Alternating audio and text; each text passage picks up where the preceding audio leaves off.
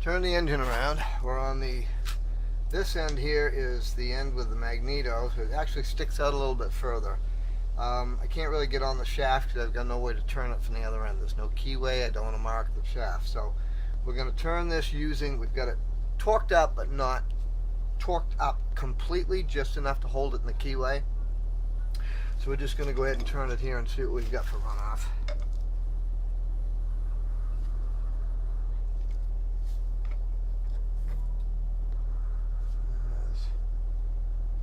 Looks like we're going from 99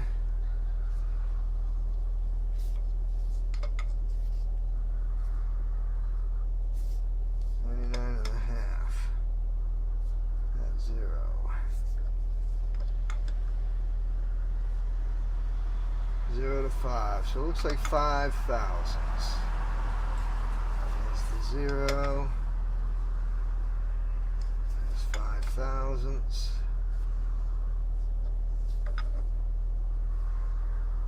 0. 5 thousandths. Alright, so we're 5 thousandths off on this end. 4 thousandths on the other end. That's the high point right there. So we're going to have to go back to the book and check the tolerances, but that is pretty close for not having any intricate machine work done.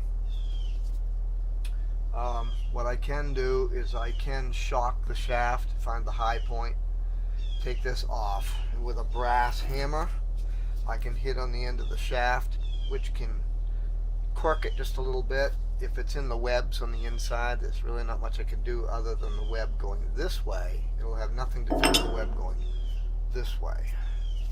But that is really close. I'll have to see what the specs are.